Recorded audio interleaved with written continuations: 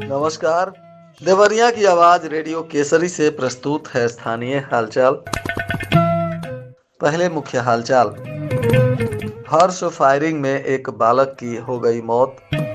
भूमि की पैमाइश करने गई टीम पर किया गया हमला। दिव्यांगों को सहायक उपकरण किया गया वितरित और सीसीटीवी लगाने का कार्यक्रम रह गया है अधूरा। 1.5 क्विंटल गांजा के साथ 2 लोगों को पुलिस ने किया गिरफ्तार। स्थानीय हालचाल के इस अंक के साथ मैं अनिकेत मिश्र।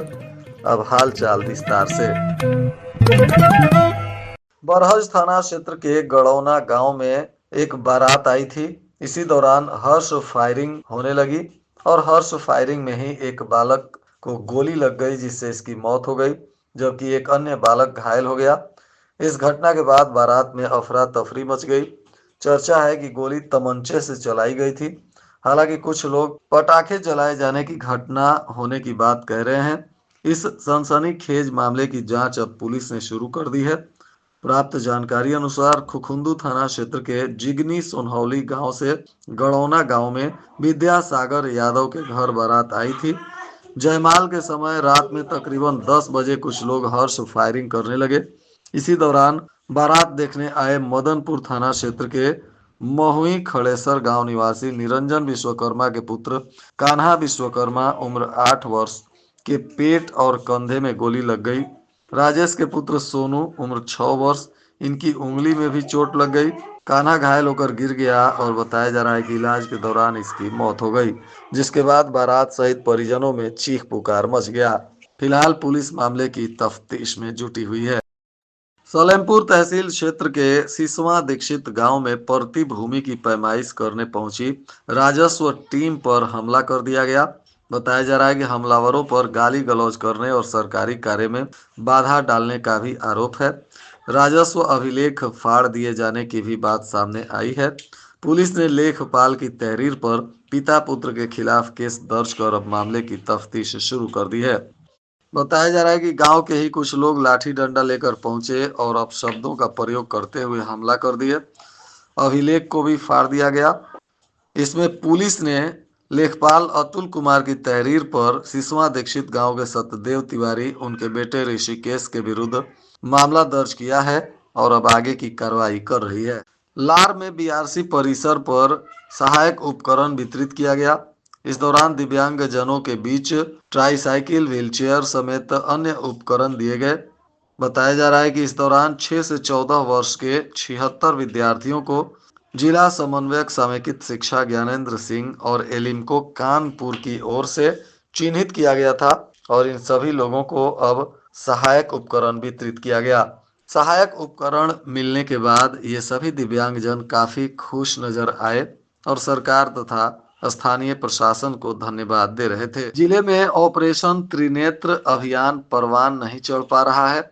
इसके दौरान पुलिस को सीसीटीवी कैमरे लगाने थे।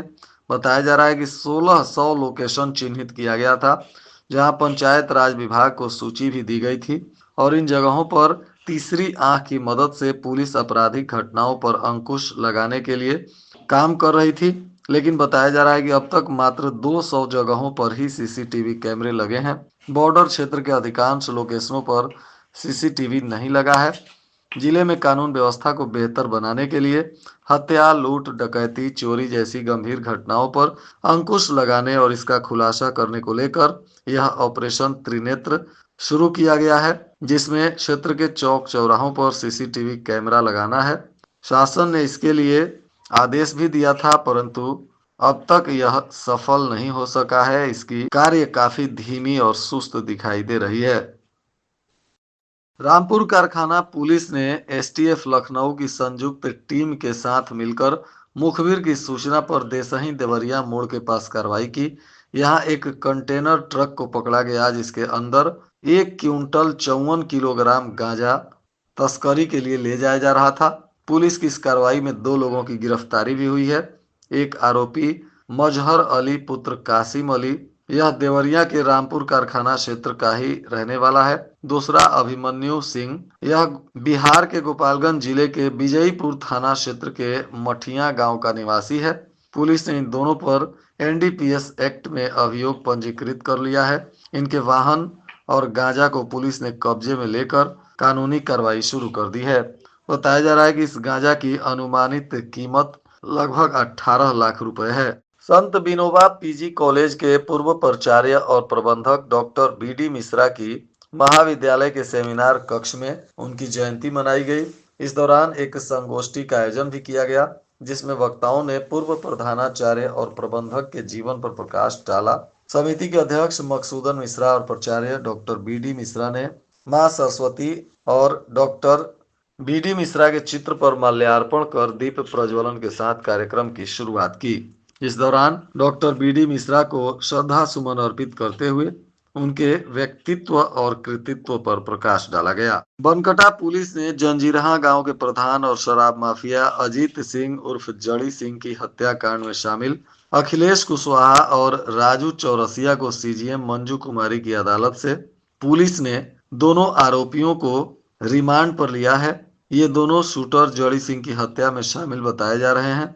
पुलिस अभी ने 36 घंटों के लिए रिमांड पर ले रही है, ताकि इस पूरे हत्याकांड को लेकर अनुसंधान कर इसमें शामिल और आरोपियों पर भी कार्रवाई की जा सके। प्रदेश में बिजली के निजीकरण के विरोध में विद्युत कर्मचारी संयुक्त संघर्ष समिति के आह्वान पर बिजली कर्मचारियों और अभियंताओं ने काली पट्टी बांधकर अपना विरोध दर्ज कराया और सरकार का ध्यान इस पर आकृष्ट कराने का प्रयास किया। सदर के सीओ संजय कुमार रेड्डी को केंद्रीय गृह मंत्री पदक 2023 से सम्मानित किया जाएगा। यह सम्मान उन्हें विवेचना में उत्कृष्टता के लिए दिया जा रहा है। सीओ सदर समेत प्रदेश के 10 पुलिस अफसरों को भी केंद्रीय गृह मंत्री पदक और प्रमाण पत्र देकर सम्मानित किया जाएगा। प्रदेश के पुलिस अधीक्षक अपराध डॉक्टर एमपी सिंह ने पुलिस अधीक्षक को पत्र लिखकर प्रमाण पत्र और पदक मुख्यालय से प्राप्त करने के लिए 12 दिसंबर तक विशेष वाहक भेजने का भी निर्देश दिया है। रुद्रपुर कस्बे में मंगलवार की देर रात एक अनियंत्रित ट्रेलर किराना की दुकान में घुस गया। इस हादसे में दुकानदार की मौत हो गई, जबकि ट्रेलर चालक घायल है। मौके पर पहुंची पुलिस ने शव को कब्जे में लिया। पोषण भी पढ़ाई भी कार्यक्रम के अंतर्गत आंगनवाड़ी कार्यकर्तियों के बैच 3 का 3 दिवसीय प्रशिक्षण आईटीआई मल्टीपर्पज हॉल में मुख्य विकास अधिकारी प्रत्युष पांडे के द्वारा प्रशिक्षण का शुभारंभ किया गया। यह 3 दिवसीय प्रशिक्षण बेहतर करने के लिए प्रशिक्षकों ने यहां तैयारी की है। बताया जा रहा है कि इस प्रशिक्षण में जनपद देवरिया की बाल विकास परियोजना सदर की 9, बैतालपुर की 108 और शहर की 41 और भटनी की 60 आंगनबाड़ी कार्यकर्तियों ने भाग लिया है, जिनको 3 दिनों तक अब प्रशिक्षित किया जाएगा। और आज के मौसम का तापमान देवरिया में न्यूनतम 8 डिग्री सेल्सियस और अधिकतम 24 डिग्री सेल्सियस रहने की संभावना है। अंत में मुख्य हालचाल एक बार। हर्ष फायरिंग में एक बालक की हो गई मौत। भूमि की पैमाइश करने गई टीम पर किया गया हमला। दिव्यांगों को सहायक उपकरण किया गया वितरित। और सीसीटीवी लगाने का कार्यक्रम रह गया है अधूरा। 1.5 क्विंटल गांजा के साथ 2 लोगों को पुलिस ने किया गिरफ्तार। इसके साथ ही रेडियो केसरी से प्रसारित स्थानीय हालचाल का यह अंक समाप्त हुआ। नमस्कार।